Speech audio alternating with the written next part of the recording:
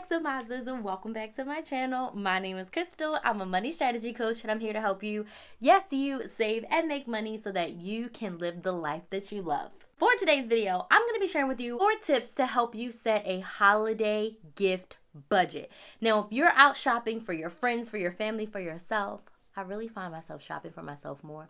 But anywho, if you're out there shopping, you always need a budget, right? You always need a focus of how much money am I allowing myself to spend on said items for said people. So in this video, I'm sharing with you guys 4 tips to help you set that budget with ease so you don't have like buyer's remorse, or so you don't feel like you went into so much credit card debt buying for everybody in your family when you really didn't want to spend that money. A lot of people say to me that I spent X amount of dollars, but I really didn't want to spend that much. And these tips are going to help you prepare so you do not feel like that. And when you're buying something, you feel super excited and you feel super empowered because it's within your budget. So let's dig right on it. All right, tip number 1, and if you've been following me for a while, Krys the Maximizer's number 1 tip is always to what?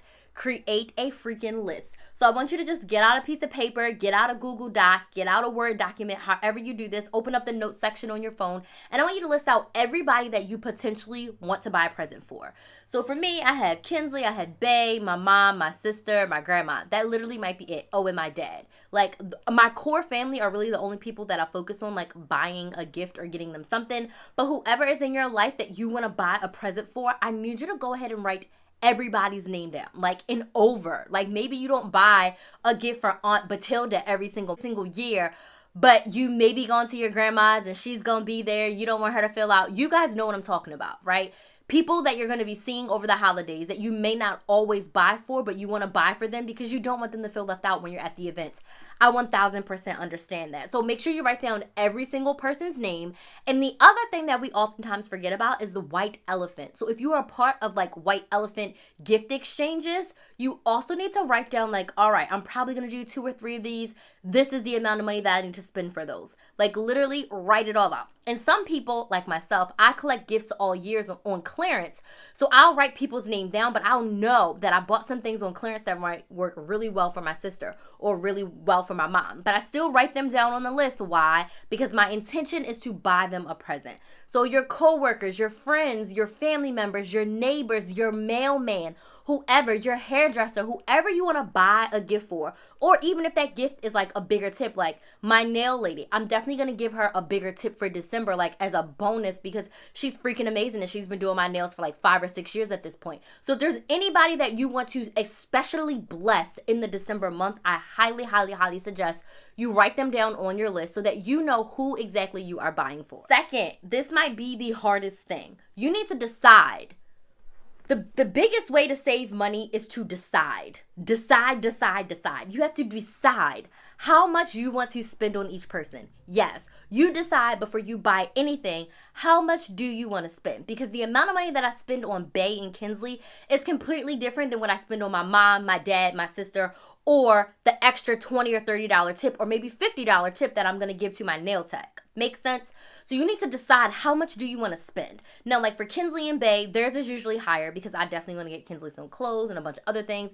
Bae, specialty based on what he really wants or what he really needs, I will decide how much to spend on him, but I need you to decide how much you're going to spend on everyone. When I would go to my extended family's like events and like my dad and all his sisters and brothers and all of my cousins, I did literally like $20 per person. There was a lot of people there, so that way I'd spend about $250, but I could get like, 20 gifts with that $250. So I need you to set an amount and decide how much do you feel comfortable spending on each person, and you need to write that down on your paper. So for me, it would say Kinsley, and usually for Kinsley, it's a couple $100s, so probably like $400 for Kinsley. For Bae, he's around the same amount, maybe $300 or $400. My mom, my sister, somewhere between $50 to $75, right? Because I like to go for more impactful gifts. Sometimes for my parents, I'll like buy them Southwest gift cards, so that way when they're ready to travel, they already had that amount like sitting aside, so that way a $300 flight now is only $150 out of pocket for them because we've been buying them gift cards for like all the holidays. Does that make sense? So I need you to decide how much you want to spend on each person, and I need you to write that out. So now you literally have a budget for each person. Now, along with deciding how much you want to spend, one thing that I feel like we do not do enough, and I am a huge advocate for, you need to ask the people that you want to shop for, what is it that they want or what is it that they need? I know it takes out the surprise or the suspense of like buying them something, but we've got to focus on buying people things that they want, things that they need, not things that we think that they should have or we want them to have. So ask your friends and family that you're going to be buying for, hey, I want to spread some Christmas cheer. Can you give me 3 to 5 things that you would really love to have this season? What are 3 to 5 things that you would love to have for Christmas this year? And just ask them. Write it down. Have them email it to you, text it to you, whatever. Then you can decide which one of these is within my budget or a portion of these is within my budget. So if your cousin's big thing is she's going to Europe next year, maybe you just get her Visa gift cards, right? Maybe you find a hotel in Europe and you buy a gift card because she's going to be staying in that area. But maybe you get her new luggage or luggage tags or something like that. But you need to ask people, what is it that they want? And if someone says, you know what, really, I love some money towards my phone bill. I'd love for you to give me groceries. Then you know that you can get a grocery gift card, or with their permission, you could call up their phone company and literally pay a portion of their bill, right? As much as your heart is putting you in or as much as you allocated in your budget. So I promise you, with the years that we've been having the past 2 years with this pandemic, I encourage you right now to reach out to everyone that you want to buy for and ask them, what is it that you want? What is it that you need? What would make you so happy to have for Christmas? And then from there, you'll be able to decide like what's in your budget and what you want to do for them. But you will know without a doubt that they're going to be so happy and grateful for your gift because you got them something that you need. They need it and something that they wanted. And I don't want to go on a tangent, but I don't like it when people buy me things that I really didn't want. And I know they say it's ungrateful because somebody bought you something, but like if you're going to buy me something, ask me. Ask me, please. Okay, but that's just me. But let's go on to number 3. Number 3 is really important. I need you to add 20% cushion to your budget. So now you've written down all your friends and family members. You've written down all their budgets. You're going to total that number up. So let's just say you go through it all and your total is $820. I'm going to get my calculator out, y'all, because I'm good at math, but not that good. So let's just say your total comes out to $820. We're going to add 20%. So 20% is 164. So 820 plus 164, and we're going to round. I'm going to say to buy all the gifts that I want to buy, I need $1,000. And that's because I added 20% and I rounded up to a nice round number. I want you to add 20% to whatever that total number is, and I want you to round up to the next highest beautiful number. So now you know, all right, I need $500 to buy all the gifts. I need $600 to buy all the gifts. Maybe you're like, forget that. I'm going to spend $2,000 on gifts. Whatever your budget is, I'm not here to be in your pockets, but I'm here to help you be intentional with your money. Now, if you see that $984 and you're like, that's too much. I really only want to spend $500 on Christmas. So that means if your budget goes down to $500, you've got to spend less per people.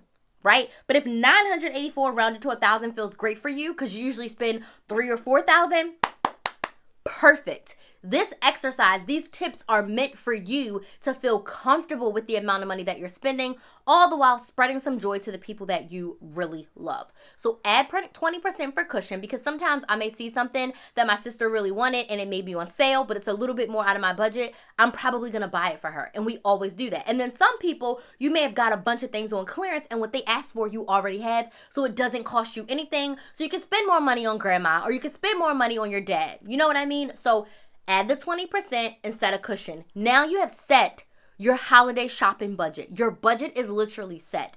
Now you've got to stick to it, which brings me to tip number 4. You need to pull this money out in a form that you cannot go over. So if you have a second checking account, you need to put all that money in this checking account and use only that debit card. If you want to put the money in your PayPal account, if you want to take that money out in cash and literally just go shopping for it, if you want to buy certain gift cards, like if you know that you're going to be buying, your sister gift cards to Target because she loves Target and you want her to be able to pick out her own stuff at Target, literally give her $100 to Target, right? But I need you to take the money out of your main bill account, out of the account that you pay your bills, out of your savings account, and you need to have it in a form so that you cannot go over. So that way, if you see something that's $700 that you want to buy for your mom, but you literally set a $1,000 budget for everyone, this may not be the time that you buy that $700 thing for your mom, right? You either increase your budget or you decrease the type of gift that you are going to give her, right? That is totally your choice. But if you are truly like trying to stick to your budget and you really want to like do Christmas for under $1,000 when it comes to gifts, we're only talking about gifts. When it comes to gifts, follow this tip, take it out in cash, get a separate debit account, use PayPal, Capital One 360, Chime account. I have referral codes for both of those. Get it on gift cards. Do whatever you need to do so you are not swipe, swipe, swipe happy, and you can be very conscious of this money. Cash works best if you're going to be physically going out to stores and purchasing items. So let me know if these tips were helpful. Let me go and recap them. So tip number 1 is to make a list of everyone you want to buy for. Tip number 2 is to ask those people what they want and decide how much you want to spend on each person. Tip number 3 is to add 20% to your overall total, right? And round it up to the next highest beautiful number. And then tip number 4 is to take that budget out in a form that you cannot go over, i.e. cash or gift cards or a separate debit account. So if these tips were helpful, let me know down in the comments. If you really enjoyed this and you want to work with me, there's a link down in the description box for us to schedule a free 15-minute call, y'all. The way that I'm working Krys the Maximizer as a business is going to be completely different in 2022. It's all going to start with a call with me so that we can assess what you need help with and how I can help you get there. And if I can't help you, who can I refer you to help you get the results that you desire? So if you're like, Crystal, I love this, I want to walk into 2022 much better with my money, I want you to click the link. It's a free, no obligation call. It's a 15 to 20 minute clarity call where we're going to chat about what you need help with when it comes to your money, whether saving money or making money, and how I can help you get those results that you desire. So sign up for your free call. I only have like 2 weeks available in December because I'm taking a bunch of time off. All right. So I do want to thank you guys so much for your love and support. I appreciate each and every one of you. Stay safe out there as you are shopping. And as always, please like, share, and subscribe. Thank you all so much for watching, and I will see you in the next video.